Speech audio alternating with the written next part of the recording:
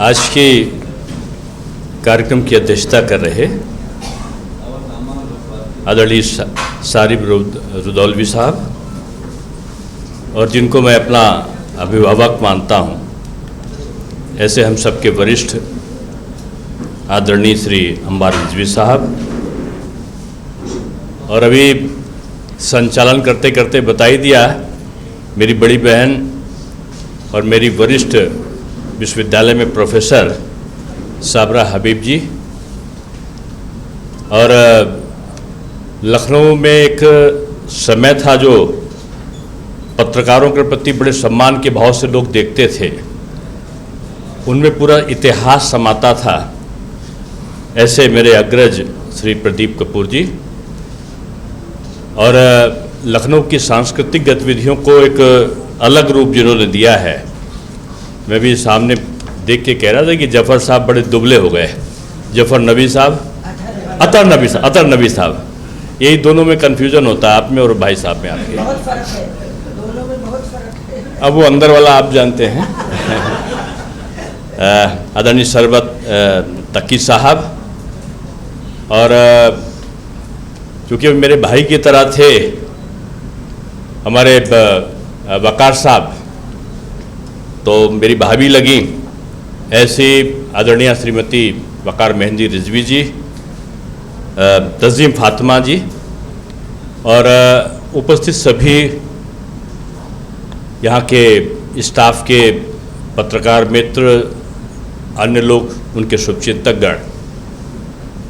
इस जगह से मेरी बड़ी यादें हैं, और मैं भी रास्ते में जो हमारे सहायक हैं ब्रिजेश बहादुर, तो उनसे मैं कह रहा था कि याद है 2007 में भी हम लोग आए थे, 2007 या 2006 में, का नहीं 2007 में आए थे। हिंदी का संभवतः वो शुरू हुआ था, कहीं और से शुरू हुआ था या यहाँ से, मुझे इतना ध्यान नहीं है। और 15 अगस्त के बाद ही 1-2 दिन के बाद उसकी शुरुआत हुई थी, अवधनामा की हिंदी का वर्जन संभवतः था। एक कार्यक्रम आया, कई कार्यक्रम अलग अलग आए। राम नाईक साहब के साथ भी एक बार आए थे, कल्बे जब्बास साहब एक बार मौजूद थे, उस समय आया था। एक बार संभवतः कल्बे सादिक साहब थे, तब आया था। और एक अलग प्रकार का व्यवहार वकार साहब में था। लखनऊ का कोई भी महत्वपूर्ण कार्यक्रम हो, उसमें दाएं बाएं झांकिए तो वकार साहब का चेहरा जरूर दिखाई पड़ता था, और चेहरा में उनका मुस्कुराता हुआ जो चेहरा था, उसमें एक अपनत्व भाव अपने आप होता था। और ये फिक्र हम लोग नहीं करते थे कि उनका हाथ पहले नमस्ते के लिए उठेगा कि मेरा उठेगा। हम लोग का अत्यंत घनिष्ठ संबंध था, और वो हर चीज़ को पहले से ही बुकिंग कर लेते थे कार्यक्रमों के बारे में। अखबार का कार्यक्रम तो अलग था, उन्होंने कई और महत्वपूर्ण कार्यक्रमों में, वुमेंस डे था, मानव अधिकार दिवस था, और वो हर चीज़ को पहले से ही और बुकिंग कर लेते थे कार्यक्रमों। कभी कभी बड़ी पत्रकार वार्ता जब होती थी तो उसमें वकार साहब का अलग एक स्वरूप दिखता था, जिसमें लखनऊ की सभ्यता झलकती थी। और आज मुझे खुशी है कि मैं तो सोच भी नहीं पाया था कि उनका देहांत हो गया, क्योंकि जिस समय उनका देहांत हुआ उस समय मैं भी कोरोना में हॉस्पिटल में पीजीआई में भर्ती था, और मुझे इनकी सूचना नहीं लग पाई थी। उस समय तो ये आलम था कि पिता की शवयात्रा में पुत्र नहीं जा पा रहा था। कोरोना का भय, कोरोना से कौन बच गया, कोरोना से कौन पीड़ित हुआ, ये एक बहुत ख़राब समय था, उसको हम लोग याद नहीं करना चाहते। लेकिन कम उम्र में वक़ार साहब मुझसे 2-3 साल छोटे थे और कम समय में वो चले गए, लेकिन उन्होंने अपनी एक छाप छोड़ी थी। और मुझे याद है कि हम लोग एक कार्यक्रम नगर निगम में मनाते थे और वो कार्यक्रम तो कौन सा डे था, हुसैन डे हम लोगों ने महापौर के तौर पे मनाना शुरू किया था। और वक़ार साहब पर्दे के पीछे से उसका, वहाँ के 2-3 लोग थे उनके साथ में इंतज़ाम करते थे। और उसके बाद बड़ा मंगल जब आता था तो बड़े मंगल पे वो जो भंडारा होता था तो उसमें भी वो बहुत खुशी से शामिल होते थे, लगता तो वही ऑर्गेनाइज कर रहे हैं। लखनऊ की जीती जागती सभ्यता के प्रतीक थे वक़ार साहब, और उनका जो प्रेम भाव था वो निश्चल था, कभी कोई काम के लिए नहीं लेकिन संबंधों को जीवित करने के लिए मिलते रहते थे। और मुझे याद है कई बार टिप्स भी देते थे। और कई बात पे उन्होंने मुझे याद है कि मैं कुछ कार्यक्रम में गया, उन्होंने मुझे जब मैं महापौर का चुनाव जीता तो मेरे पास एक रिकॉर्ड लेकर आए। मैंने कहा वक़ार भाई क्या चीज़ है? तो मुझे पता ही मैं जीत गया हूँ। बोले आपको अपनी जीत के पीछे का एक रहस्य नहीं पता, वो मैं बताना चाह रहा हूँ। मैंने कहा रहस्य क्या है? पब्लिक ने मुझे वोट दिया है। बोले ये 27 वार्ड हैं और 27 वार्ड में 80% से ऊपर मुस्लिम है और इसमें से आप 25 वार्ड जीत कर आए हैं, ये आपको पता नहीं है। तो मैंने कहा ये तो मेरे लिए बहुत सौभाग्य की बात है, मैंने इसको सही में नहीं देखा। बोले यही तो कमी है आप में, आप इन सब चीज़ को प्रचारित क्यों नहीं किए? मैंने कहा प्रचार इसलिए नहीं किया कि मैंने जब रहा तो मैंने कोई हिंदू और मुसलमान के आधार पर काम नहीं किया था। मैं तो उन बस्तियों में जहाँ पर बहुत समय से नहीं हुआ था उसमें भी किया। अब मेहंदीगंज चला गया होगा या इमामबाड़े के पीछे चला गया होगा या सरफाबाद या कश्मीरी मोहल्ला या कल्बे आबिद वार्ड चला गया होगा। तो मैं इस भाव से नहीं गया कि इनका मुझे वोट चाहिए होगा।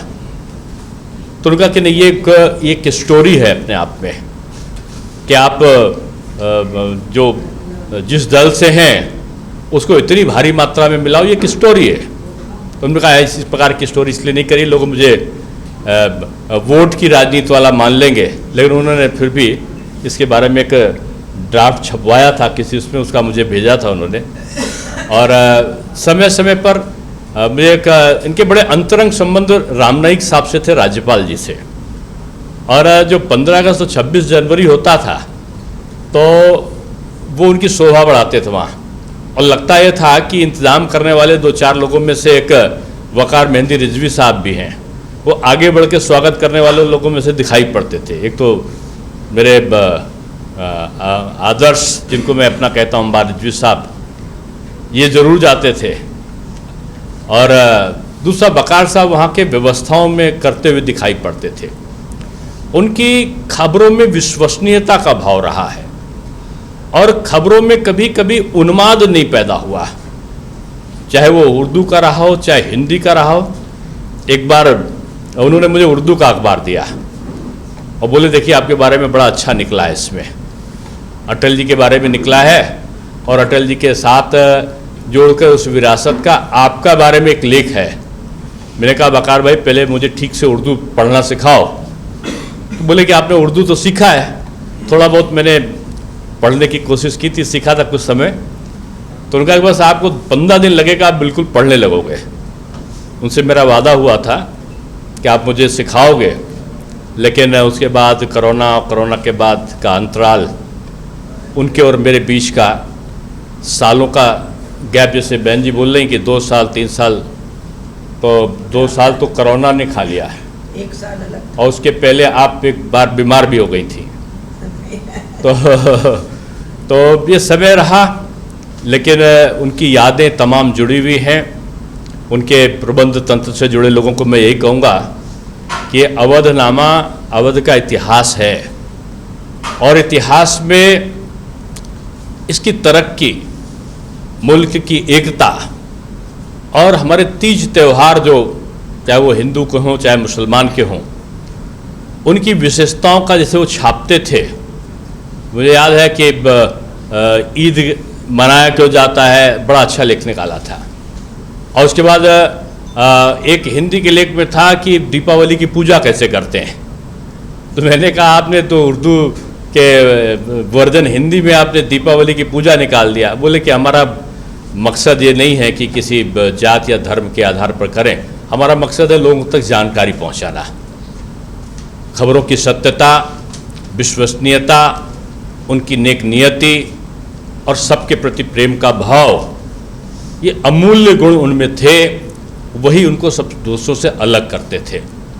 आज समय का बदलाव हुआ है और समय के बदलाव में मुझे तो याद है, मैं तो पुराने लखनऊ में आज भी रहता हूँ और कहीं चाहे जो भी पद मुझे मिला हो, लेकिन मैंने उस मोहल्ले को नहीं छोड़ा है।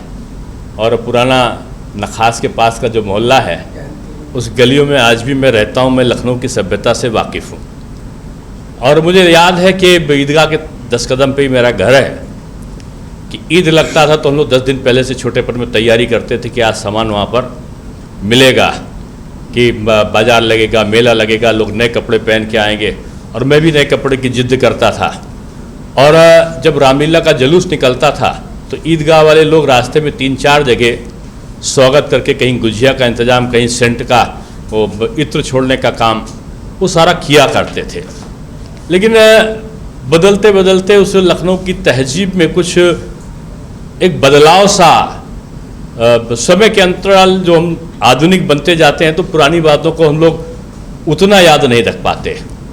लेकिन मुझको जब अखबार पढ़ता था मैं, अवधनामा का कम ही मिलता, जब हमको मिल जाता था तभी मैं पढ़ लेता था। लेकिन पहले शायद साप्ताहिक निकाले थे ये, और बाद में ये प्रतिदिन का अखबार बना। लेकिन इसके अखबारों की जानकारियाँ देश और विदेश की भी ये बहुत लोकप्रिय हुई।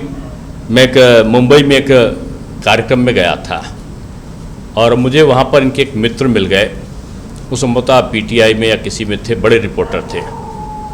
और उन्होंने मुझे वहाँ अवधनामा का एक कॉपी मुझे दिया। बोले साहब आपके लखनऊ का अखबार है। तो मैंने आपके पास कैसे आ गया? बोले मुंबई में भी लोकप्रिय है। और फिर उन्होंने अपने और वक़ार साहब के संबंध बताया कि मैं आपके साथ, वक़ार साहब के साथ लखनऊ में जब मैं गया था तो आपके घर गया था और आपने मुझे चाट खिलाई थी। तो वक़ार साहब का एक लंबा कार्यकाल रहा और मुझको लगता है कि उनकी आत्मा यहीं पर अंदर से जुड़ी रहती थी। आज वो है नहीं, लेकिन वो जहाँ भी होंगे उनके विचार यहाँ से ज़रूर जुड़े हुए होंगे, बहुत याद आएंगे वो हमेशा।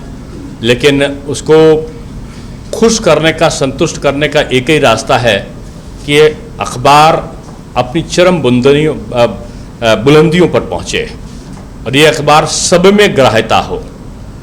ये अखबार भाषा के बाधाओं को लांघते हुए आगे बढ़े और इसको निरंतर आप चलाते रहो निस्वार्थ भाव से। इसको सेवा ट्रस्ट मान के चलाओ और इसको ये मान के चलाओ आप कि ये अखबार समाज में एक परिवर्तन लाएगा। इसलिए मैं आप सबका धन्यवाद दूंगा। मैं आज कहीं और रहना था और मैंने कार्यक्रम के लिए जब देखा और मुझे ब्रिजेश ने फ़ोटो दिखाया, उनका क्या अखबार में है, तो मैं अखबार का समझ के मैंने कहा तो कार्यक्रम तो बाहर का, उनसे क्षमा मांग लेना। लेकिन बाद उनका कि अवधनामा है, और अवधनामा के बाद उन्होंने गूगल पे वक़ार साहब का फ़ोटो दिखा के बोले कि आप इनसे वाकिफ़ नहीं थे, तो पारिवारिक मेरा वो रहा है।